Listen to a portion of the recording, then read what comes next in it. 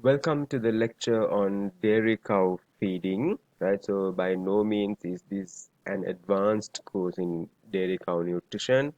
So I'm not calling it dairy cow nutrition. I'm instead calling it dairy cow feeding. Right? So I'm going through the basics, right? So you definitely need to upgrade your knowledge if you want to become an advanced nutritionist of any kind. Right. So you see, for dairy to be successful, you can't have just high genetics or uh, high fertility, or the government policy alone, right?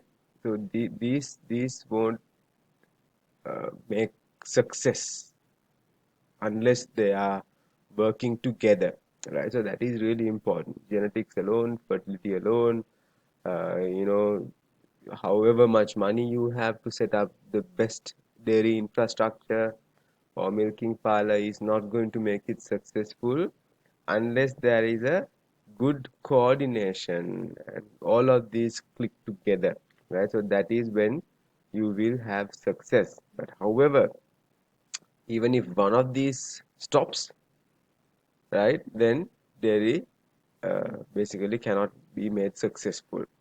And currently, it is the feeding sector in Sri Lanka that I think is, rate limiting step.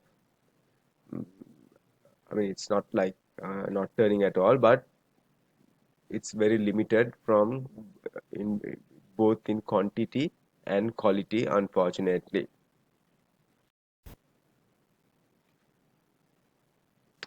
So we have talked about feeding at the level of pre-weaner calves, weaner calves, or heifers, pregnant heifers, fresh cows, um,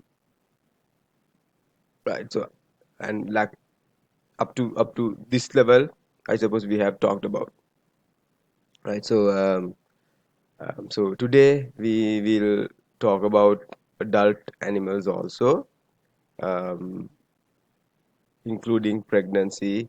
We did talk about pregnancy nutrition requirements a little bit for heifers, but for cows and then the lactation is the main difference here, and so on. We will go into a little bit more detail, right? So, like I said earlier, nutrition really is very advanced, right? Um, Almost like this, right? But for the purpose of this lecture, we are going to keep it really simple, and we are going to mainly, start off with some very basic principles, right? The first of which I'm going to call the GIGO principle. Right? I don't know if you've heard of this, whether it's feeding or anything else, right? There is, if you put garbage in, you get garbage out. So, in the sense of nutrition or feeding, if you eat garbage food, so the example shown here is all high carbohydrate based diet, right? Without any exercise, you know, garbage in, garbage out is what you get, right? So whether it's humans or dairy animals, it's not different. If you give a low quality feed, you're going to get a low quality output in the form of milk, both quantity and quality, right? So on the other hand, the second principle, if you, as a human being, if you eat a healthy diet, a value diet, value in, value out, right? And you put in a lot of exercise, you get, you put in value and you get value out, right? So same with dairy animals, you give a high quality feed, you get a high quality output of milk in terms of quality and quantity, right?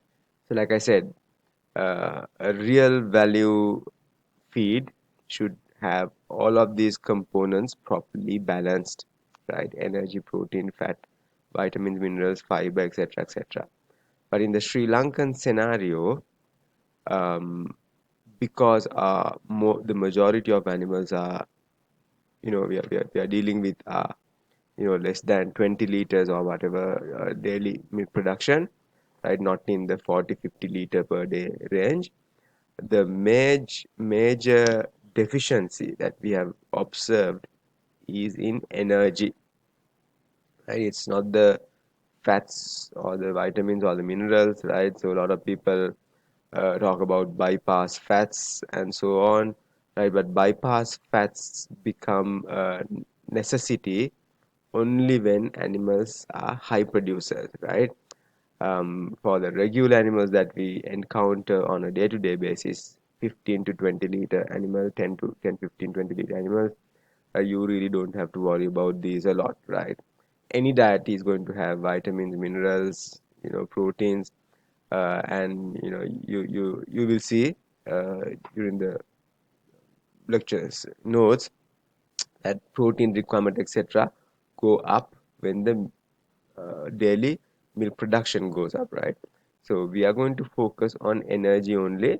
However, I don't advise you to focus on energy only when you're really doing it in the field situation.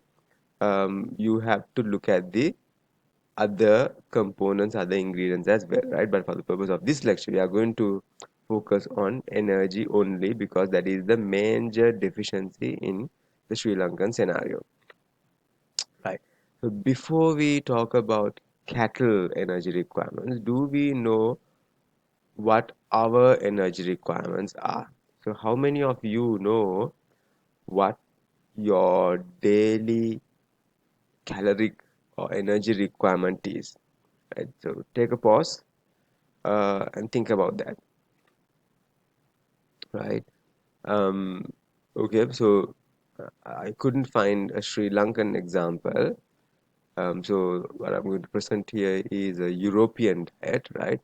So here's a high calorie, unhealthy diet, right? Sounds delicious, right?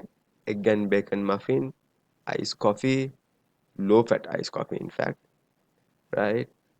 Large latte, burger, fries, chocolate bar. See how much chocolate bar has, right? So sounds delicious, but it's got 16,300 kilojoules, right? Which is twice as much as we need. And then here's a low calorie, healthy diet, high fiber breakfast cereal, right? Fruit, toast, coffee with low fat milk,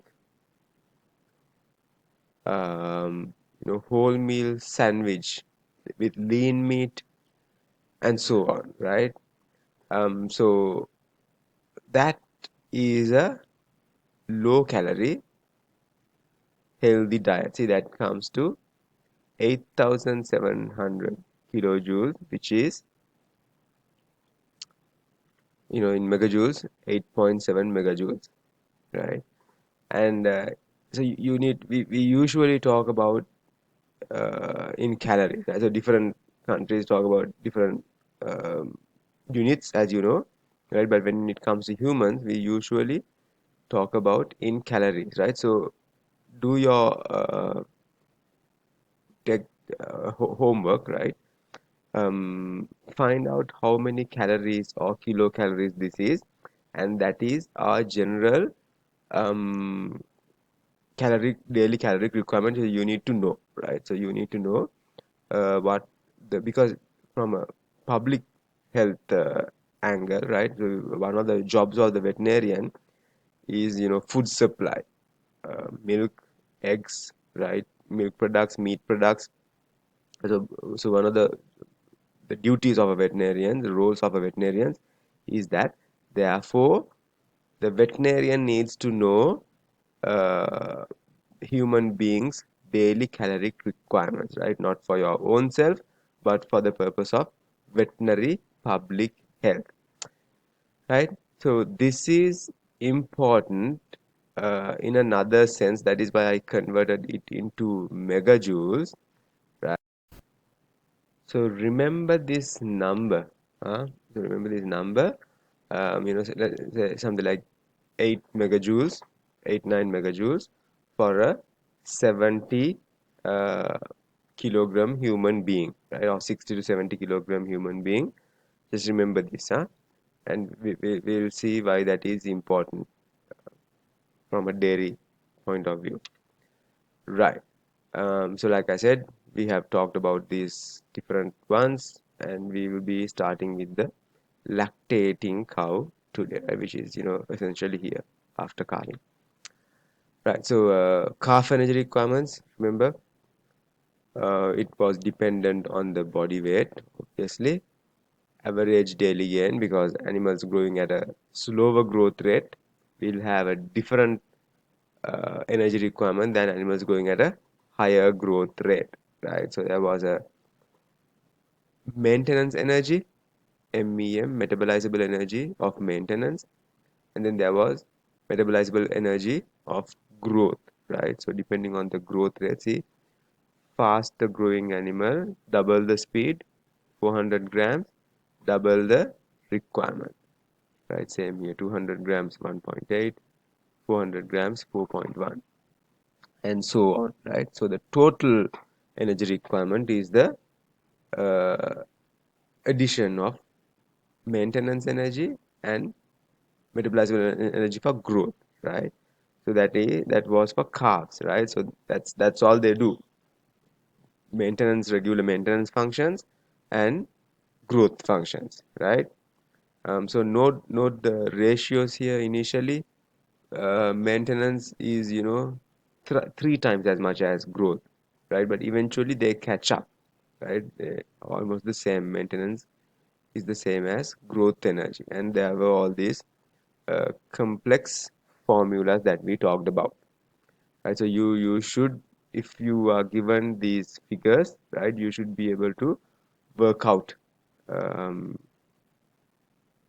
these formulas. You can get them at an exam, right? So don't forget that, don't ignore them. So this was for slightly larger carbs. So here up to 45 kilograms, 80 kilograms, right? So those things again depends on the growth rate. 250 grams per day growth, up to 1 kilo per gram kilogram growth per day, and so on, right? I'm just giving these to refresh your memories. We've already done this, right?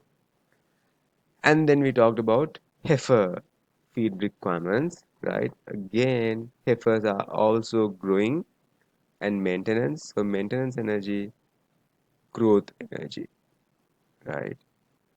Um, right. So maintenance, growth, and again different protein requirements. Note that the protein requirement gradually goes down, right? See, their growth also goes down gradually, and see, energy requirement also goes down, right?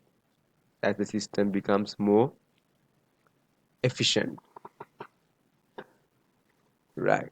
And then we talked about energy requirements for pregnancy for heifers, because they will eventually get pregnant, and that's the whole idea.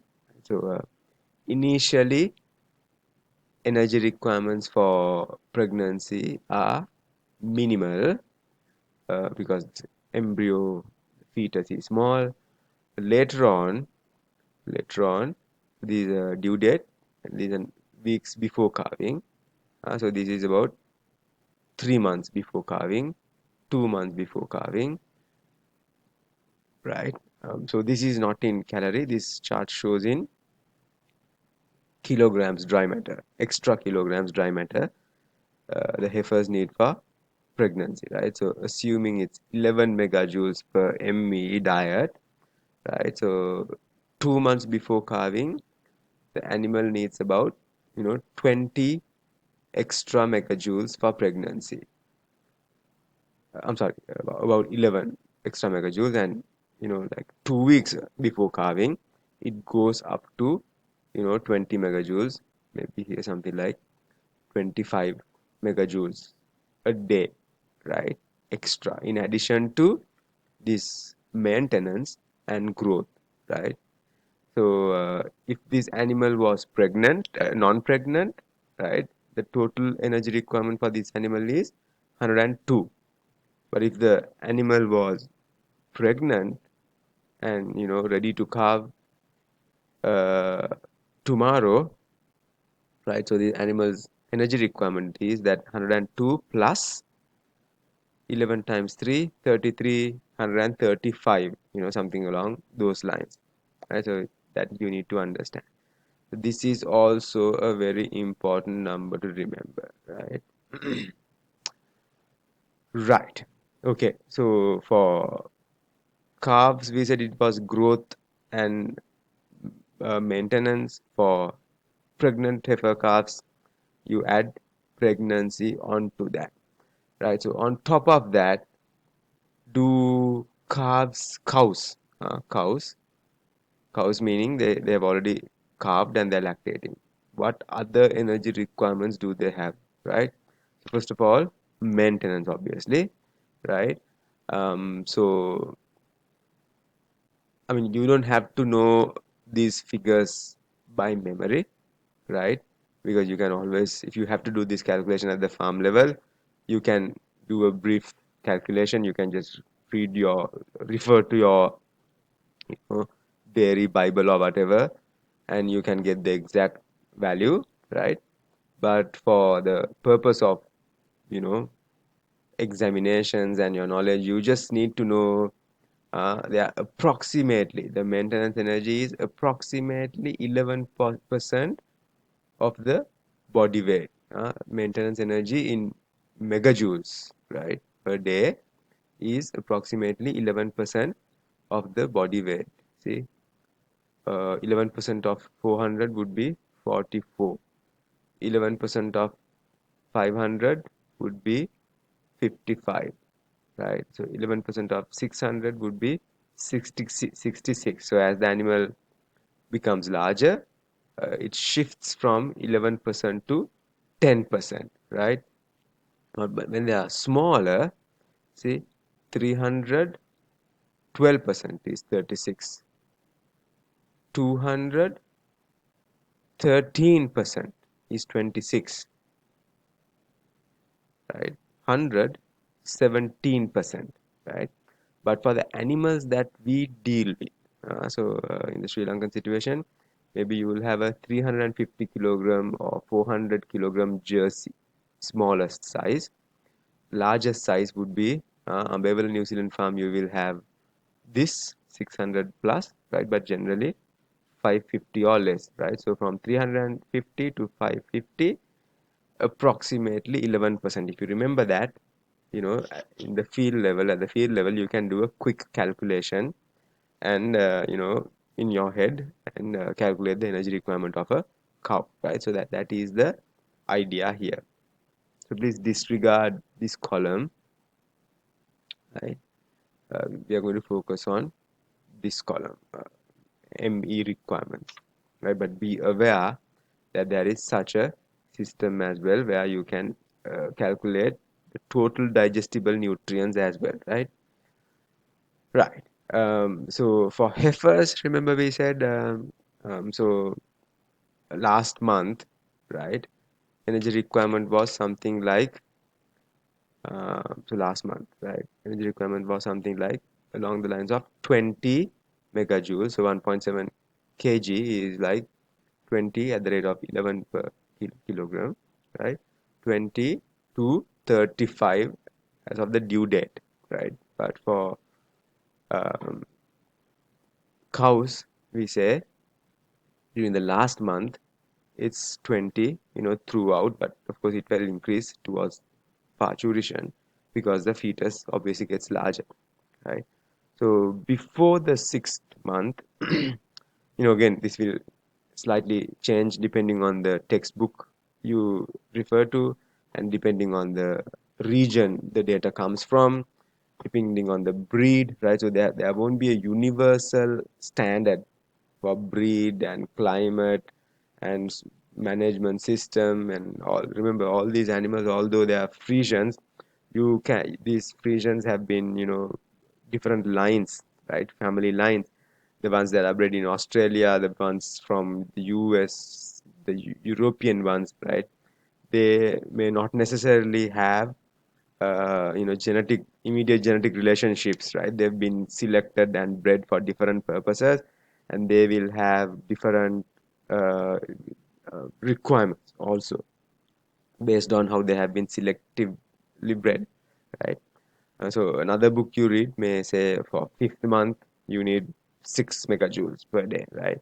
Right. So basically, if it's a if it's in the seventh month of gestation, in addition to this growth and milk and all that, you have to add 10 megajoules per day for its pregnancy, right?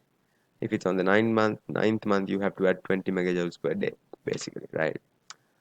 Right. And obviously, the major difference between the heifer and the cow is that the cow is lactating, right? So therefore, you have to add the energy requirement for milk.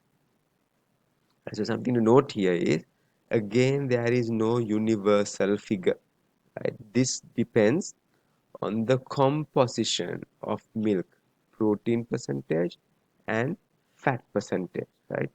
So the lower the fat and protein, the lower the energy requirement. The higher the protein and fat, the higher the energy requirement, right? So therefore, for milk production per liter, right, megajoules per metabolizable energy, megajoules of metabolizable energy per liter of milk, right, can range from 4.5 all the way to 7, right?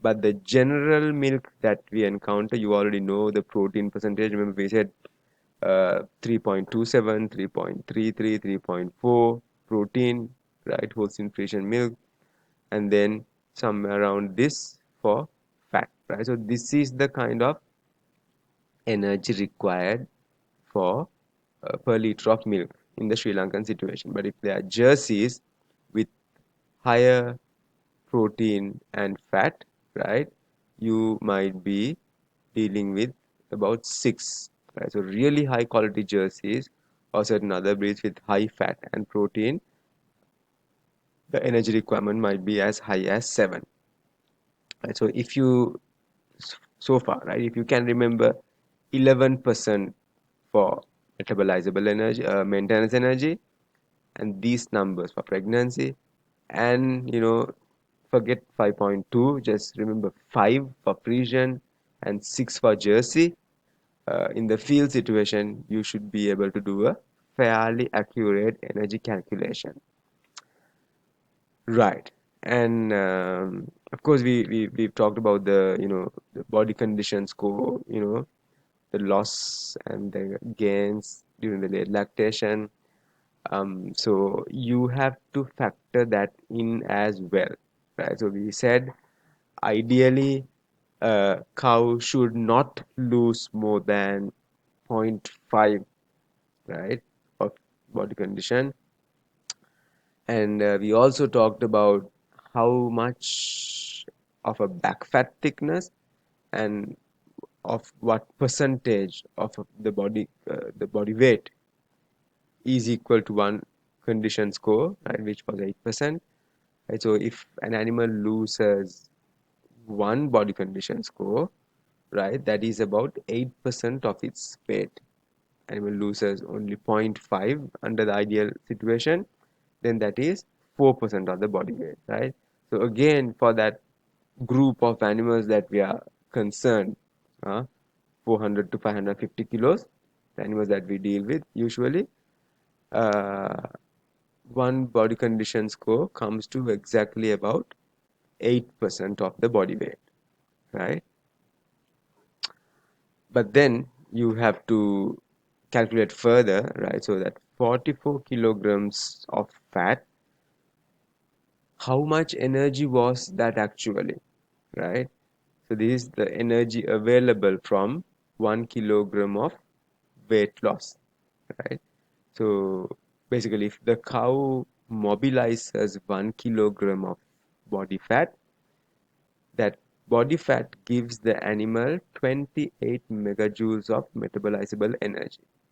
So if a 550 kilogram animal loses zero point 0.5 condition score, that means that is 22 kilos, right? So the total energy the animal got from losing that 22 kilos is 22 times 28 megajoules. I don't know what that is, something like 600 megajoules of energy, right? So that is what the animal loses, right, in terms of kilos, and mobilizes for its use in terms of megajoules, right? 600 megajoules, let's say, during early lactation. But then during late lactation or dry period, the animal uh, will be able to will be will gain that body condition back, as we discussed earlier, right? But note here, to gain 1 kilogram of that lost body weight or fat, here now the animal has to spend 44 megajoules of metabolizable energy. So here animal during early lactation only got 28 from each kilo, but now animal has to spend 44 to get that 1 kilo, right? So for each kilogram the animal loses of body fat, animal loses 16 megajoules of energy, right? Because this is the basic fundamental law in the world. So this is the input, this is the output. However efficient a machine is, it can never reach 100% efficiency. That is what is shown here, right? So for this machine, if you give 44, you only get out 28, right? So the more body condition score you lose, the more body weight the animal loses, the more body condition the animal loses, the more energy, 16 times per each kilo, the animal loses and the farmer loses in profitability, right? So let's say animal loses 40 kilograms, right?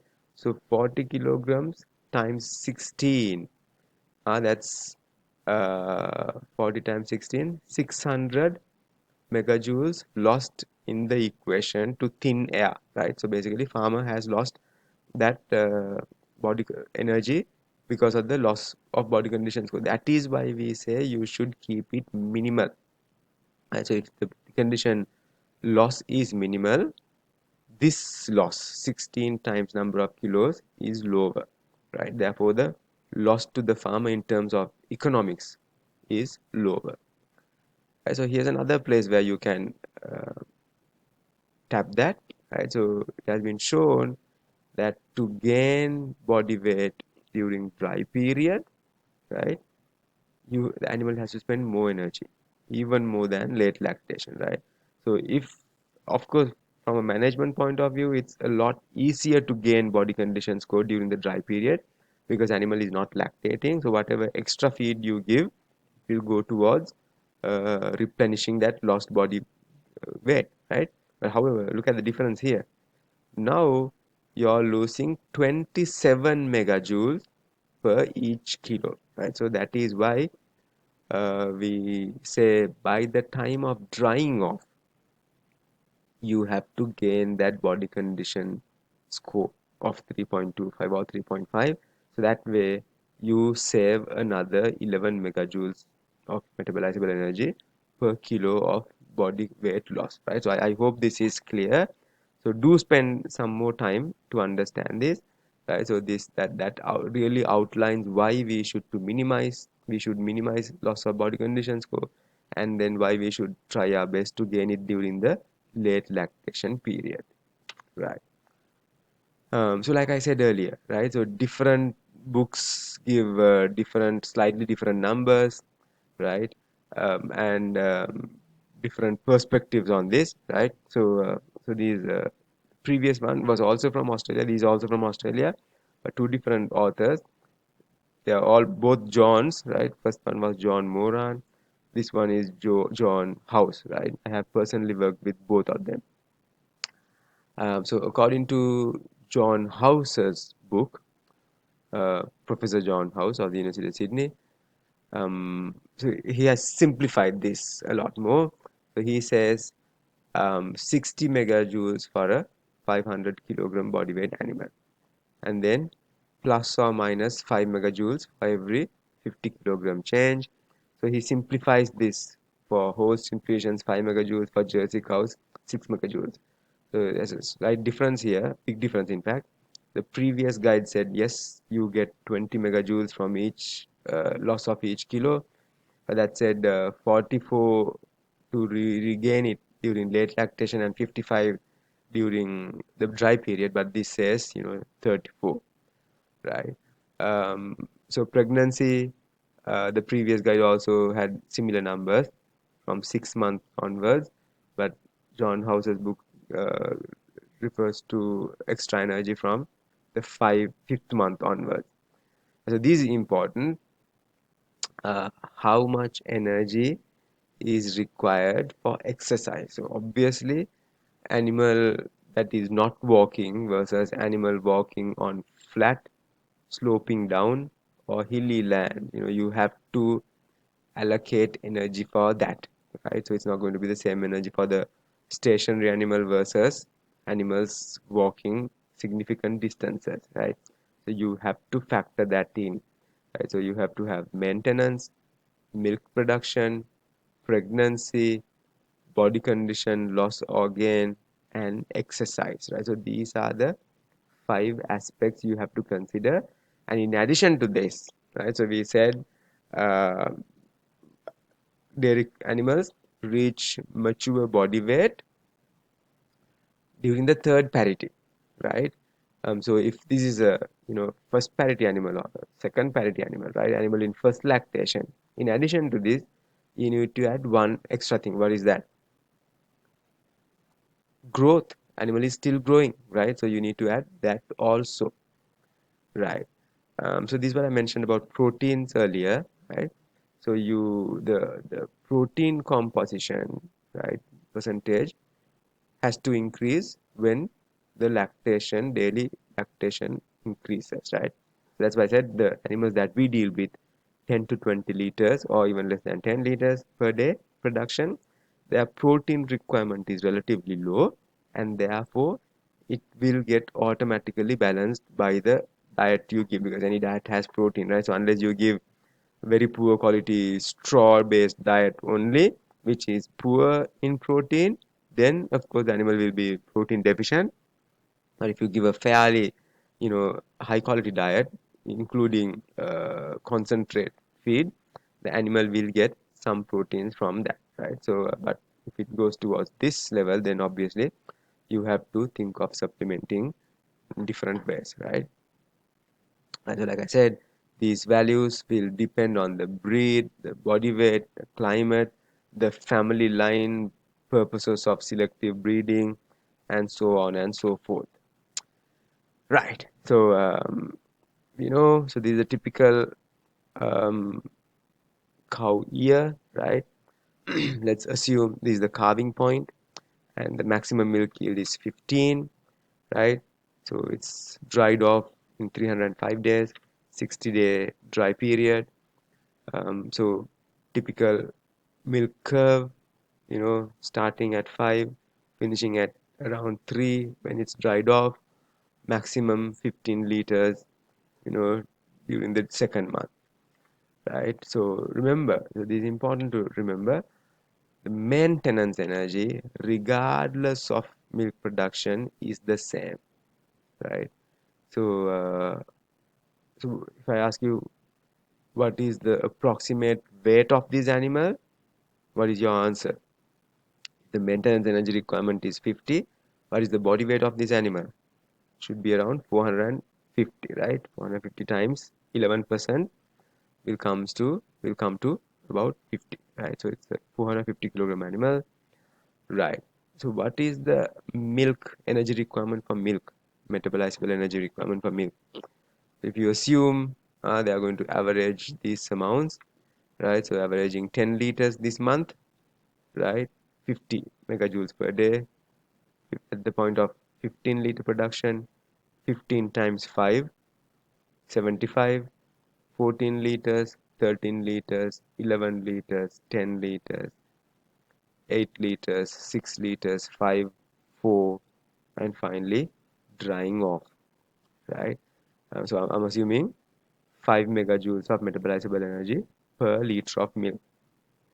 And then for pregnancy, so we are adding energy from the fifth month onward. But remember, this is just not gestation, and this is lactation. Typically, animal becomes pregnant after the second month. This will actually be the uh, first month of lactation, right? So in around 3 months, let's assume animal becomes pregnant in 3 months. So first month of pregnancy, second month, third month, fourth month, fifth month.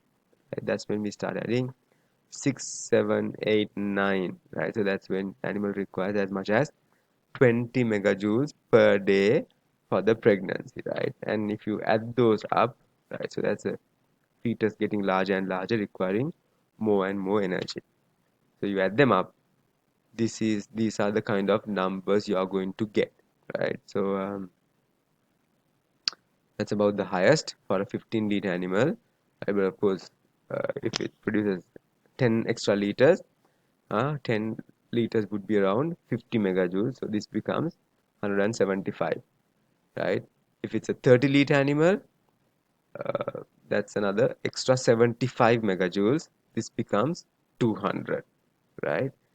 Okay, right. Um, so right now, sorry about this animation mishap. Right. So now let's say you're feeding this animal in third month of lactation, 120 megajoules, that is its requirement. 50 goes for maintenance, 70 goes for milk, right? So although in theory animal consumed 5 megajoules per liter of milk, right? That's how you get 70. 14 times 5, right? If you consider all the energy that the animal consumed, right? So 120 is what the animal consumed. You divide 120 by 14, this is what you get, right? So although in reality it consumed only 5 megajoules per liter, um, you know, this 50 also goes into milk. What else does it go, right? Um, right. So that if you from an economic point of view, the farmer has fed 120 megajoules and he gets out 14 liters. So he is essentially spending 8.5 megajoules per liter of milk. Right. Now assume you only fed 80 megajoules. Right? So if you fed only 80 megajoules, do you think animal will consume less for maintenance? No, right? So that is a fundamental requirement of the animal for its regular functions, right? So whether you lie down in bed all day, you watch TV all day on your couch, or you exercise, or you go to work, or you do whatever, right? Your maintenance is always there. All these metabolic functions inside, oxidative phosphorylation, digestion, right? All those are maintenance functions, right? So they need this 50 megajoules, whether you feed them 50, 60, 80, 100, 200, this is what they will use for maintenance. So this leaves out only 30 for milk production, right? So this is a non-pregnant animal. And can the animal produce 14 liters of milk from 30 megajoules? No, it can't. It will only produce 6 megajoules. So what happens? Now the farmer has fed 80 megajoules, animal has given 6 liters of milk, and suddenly milk becomes expensive, right? So divide 80 divided by 6, this is what you get. So the high producing animal, farmer only had to spend 8.5 megajoules per liter, right? But the low producing animal, farmer had to spend 13.5 megajoules of feed per liter of milk. So this is why uh, cost of production is lower with high producing animals. Okay, right, so this you really need to understand, if the animal has potential to give more milk, the more milk you get, the more profitable it will be for the farm, right? So we see typical example of a garbage diet giving a garbage result, right? Expensive milk, right? So now you know what is a value feed in terms of energy, you know what is a garbage feed. How do you know if you're actually feeding 120 or 80 megajoules? Okay, that is the big question, right? Okay, in order to understand that, let's do some calculations and see. Okay, so assume a 550 kilogram cow, no activity, which means no exercise, right? Remember we talked about energy requirements for exercise: flat, sloping, or hilly land, 1, 3, or 5 megajoules per kilometer, right? So you don't have to worry about that because it's a animal that doesn't exercise. 6 month of pregnancy, which means it consumes about um, 8 megajoules per day, producing 13 liters of milk, right? Containing this much. Okay, so calculate how much energy the animal needs. Refer to the tables from John Moran. Hmm? Right, so you should get, I hope you've done the calculation. You should get 59 here for maintenance, no exercise, 1 month after calving, non-pregnant, producing 20 liters.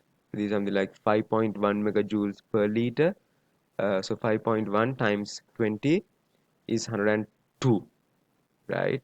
For milk, 102 plus 59, 161, right? And then it is losing 500 grams of live weight per day, right? So we know from 1 kilogram the animal gets 28 megajoules of energy, and now from 500 grams it gets 14. So the question here is, what do you do to the 14, right? Do you add it to this 161, or do you subtract it from the 161? What do you think? I'm going to let you think about that, right? Actually, the answer is there somewhere. Um, right. So you can figure it out. Okay. So now that was an example of an animal in early lactation, right? Non-pregnant, losing weight. Here is an example of an animal in late lactation, 7th month of pregnancy, relatively low milk production, and now the animal is gaining body weight, right? Okay, so go ahead and do your calculation and see what you get, and pause the video please. Okay, so you should get this answer if you did it right.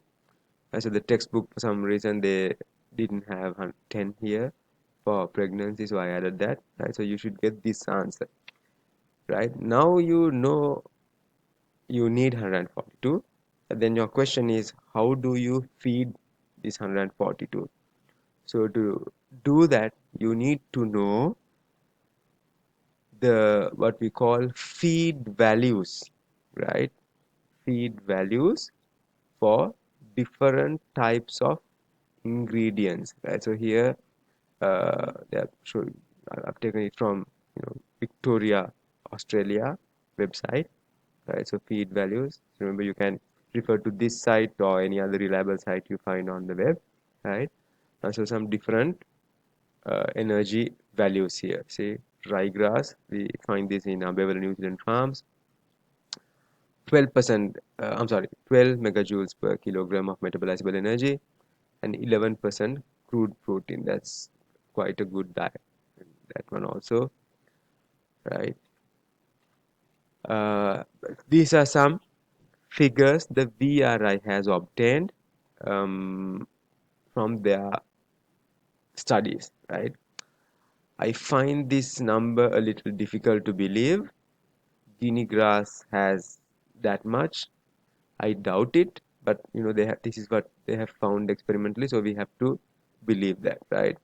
So generally we say Guinea grass is a low quality uh, type of forage, right? We always thought it had less than this, maybe 5 or 6 megajoules per kilogram, dry matter kilogram, but this is what they have found experimentally, right? So you don't need to memorize all these, right? But you have to have a rough idea, especially if you are a field veterinarian. I mean, they are not going to, in your area, they will give a limited number of ingredients, right? So if your area uses ryegrass, you have to know by heart what these numbers are. If they feed CO3 or CO4, these are the numbers, right? If they feed maize, these are the numbers. I mean, even if you have to memorize all of these, can't be too difficult. 15 ingredients, right? If you can't memorize these 15 ingredients, what's the point of being a veterinarian, being a dairy veterinarian, right? So, I mean, the main things you need to remember, understand is that, something like paddy straw is poor in both energy and crude protein, right? So some of these numbers, are not what we see in international books. For example, maize or corn, you know, we see up to 13 or 15 megajoules in international publications, right? But unfortunately, in Sri Lanka, these are the numbers the VRI has obtained, right? 10 to 11.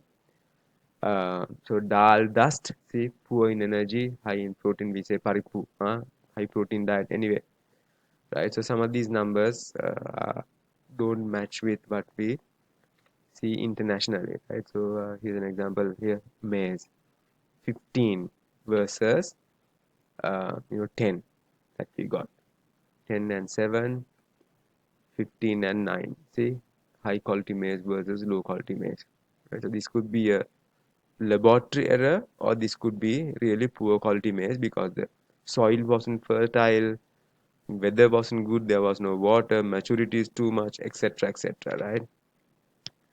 But high quality maize is supposed to have these kinds of numbers, right? So you see, these are some cereal grains, right? So we have in Sri Lanka sorghum, rice, right?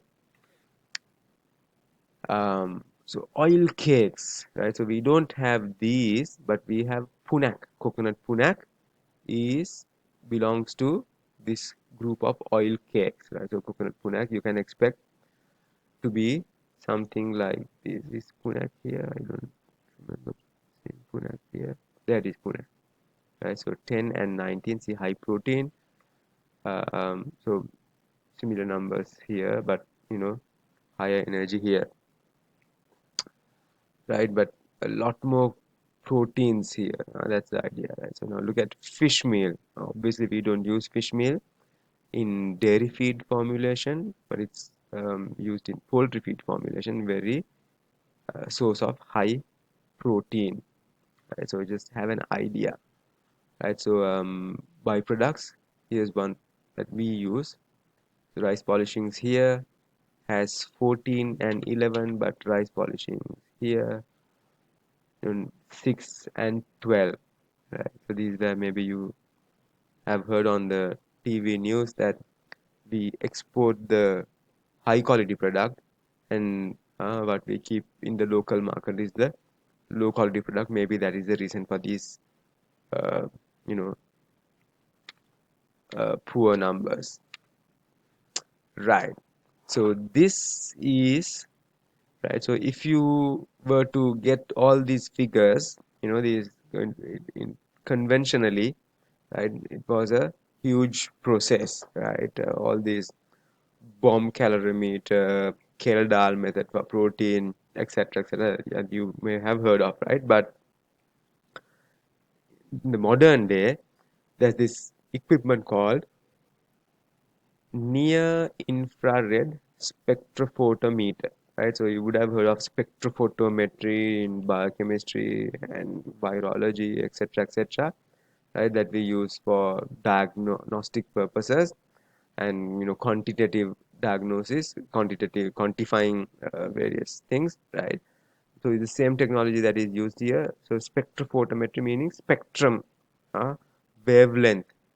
That's what it's using. So please do read about this and have an idea, basic idea on what they do and how they give these values. So basically, with the really modern, advanced NIRSS, you can just push them against a pile of feed, and it's going to give you a printout of the ingredients composition the feed has. That really is amazing.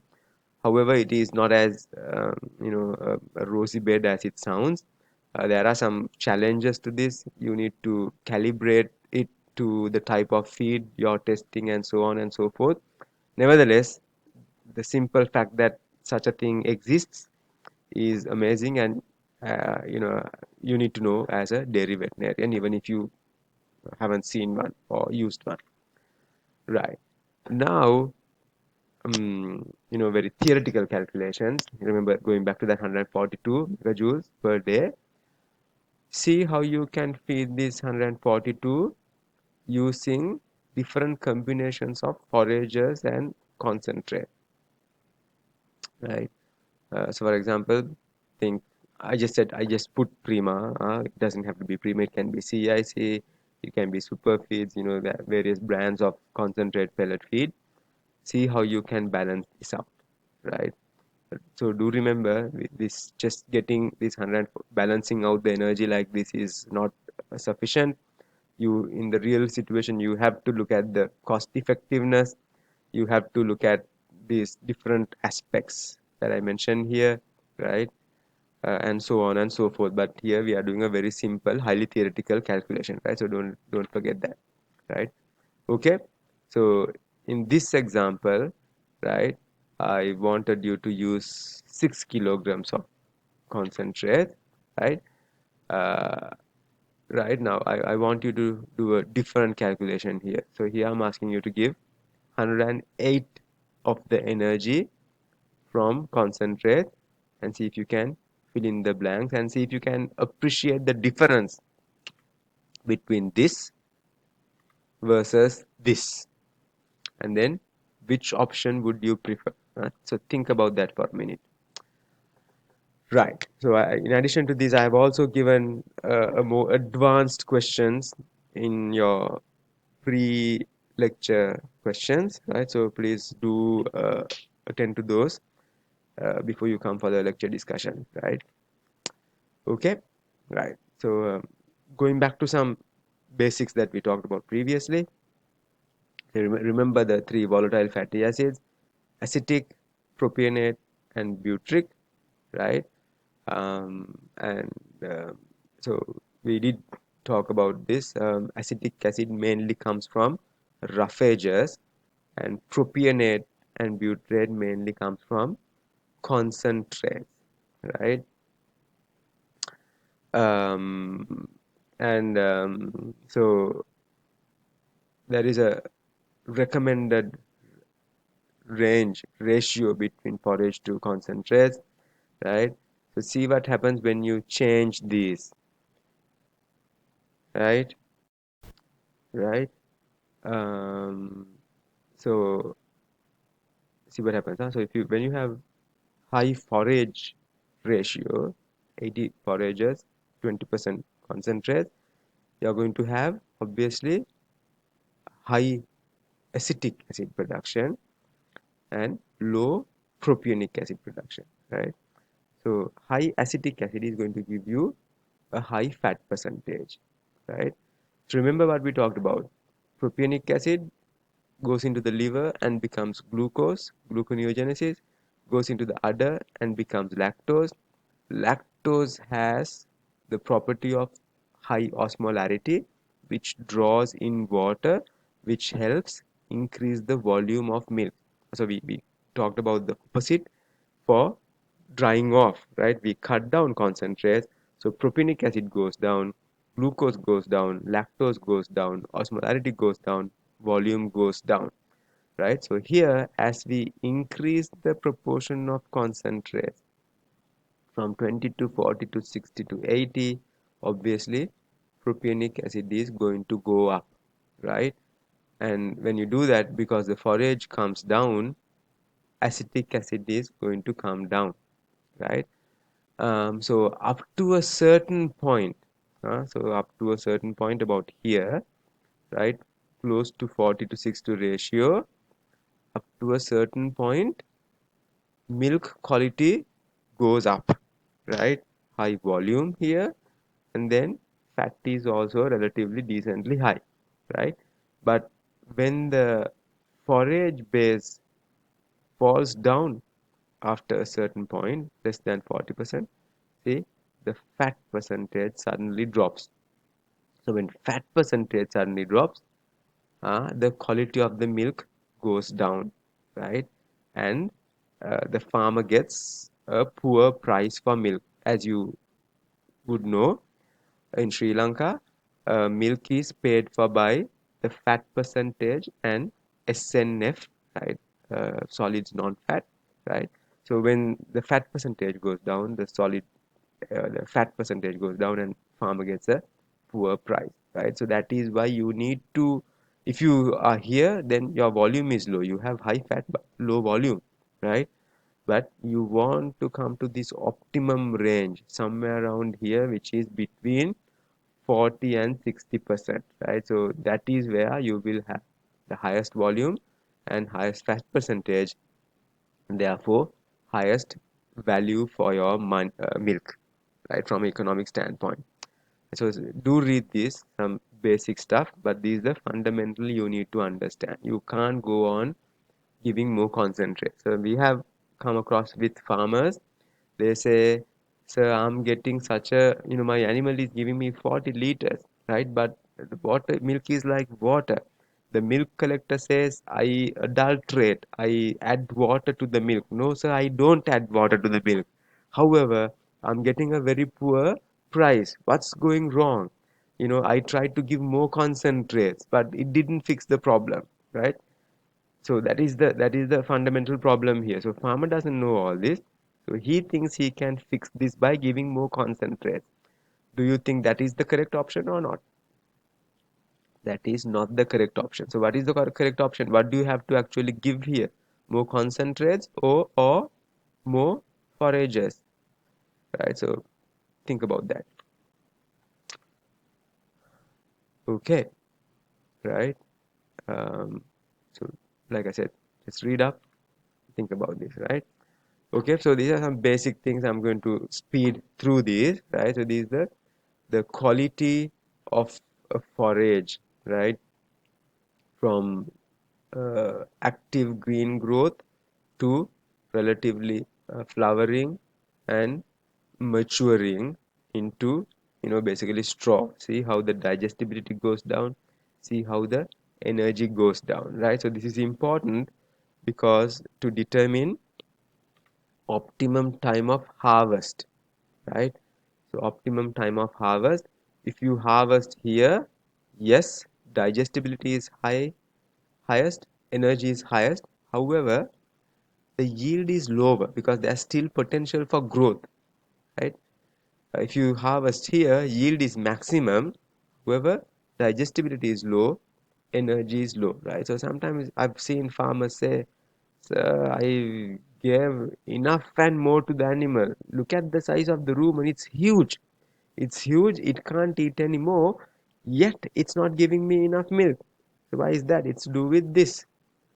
So they give dry, mature foragers, poor energy, poor digestibility, and he expects a high quality product. End product, no, he won't get because that's almost a garbage feed, garbage out. Huh? Right. So read this and understand what this is. Right. So we've been talking about energy mainly, but like I said, I've been repeatedly saying there are other things to consider. Right. You need to know about those. Right. So see, milk production affected by quality. See, full bloom, full bloom, mid bloom, early bloom, pre-bloom. Right. So like I said, milk highest is with pre-bloom, but however, yield will be lower. So go through this. Right. Okay, so this is little important. Please pause the video and try to understand this. I will take this up at the discussion, and I will also, you will probably get an exam question also. Right, so it'll take a couple of minutes, but spend that time and try to understand what I'm trying to show here. Right, so once you go through and come up with your answer, read this and see if what you thought was correct. Right. So, common practice in Sri Lanka is a lot of farmers or veterinarians are unaware of the ME calculations.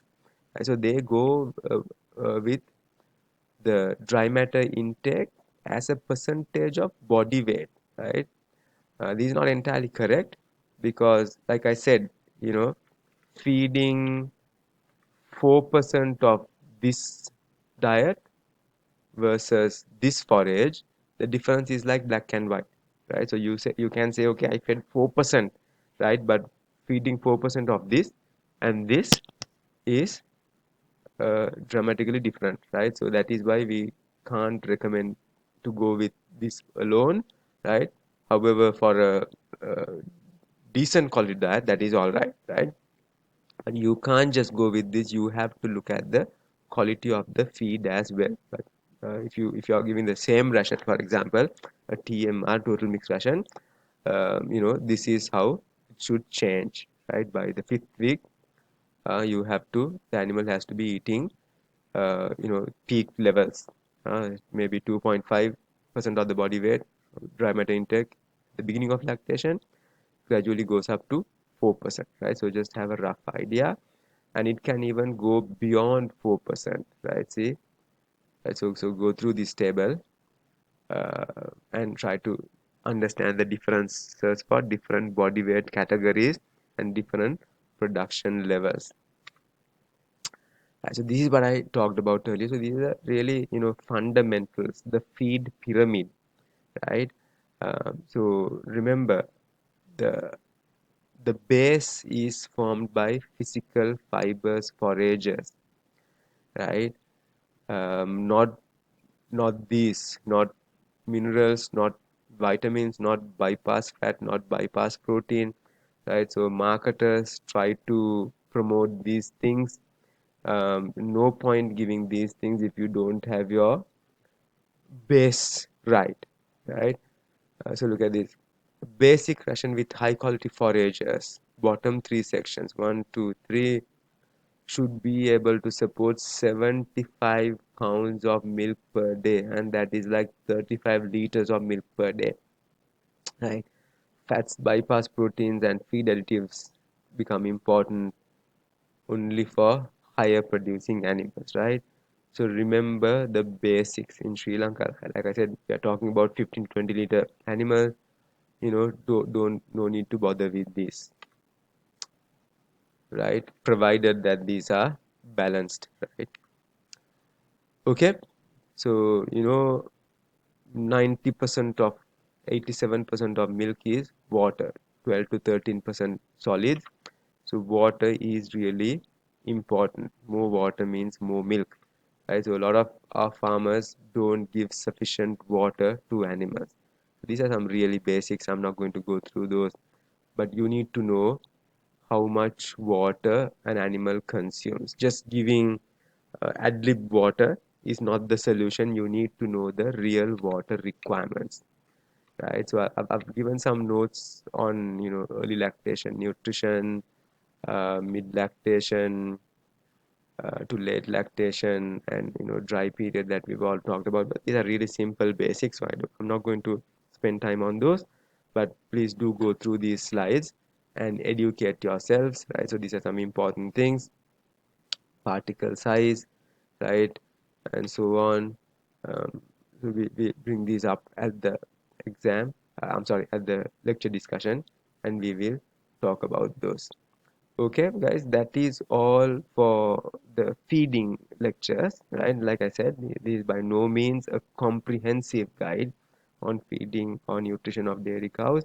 It's just the basic guide to get you started, right? But now, if you know these fundamentals properly, you can expand your knowledge as and when needed, depending on what you're going to specialize on, right? If you're a dairy guy, your main job is dairy veterinarian, then of course this knowledge will not be sufficient, but this will serve as a good base for you to self learn and expand your knowledge. Okay, guys, thank you very much. Have a good day.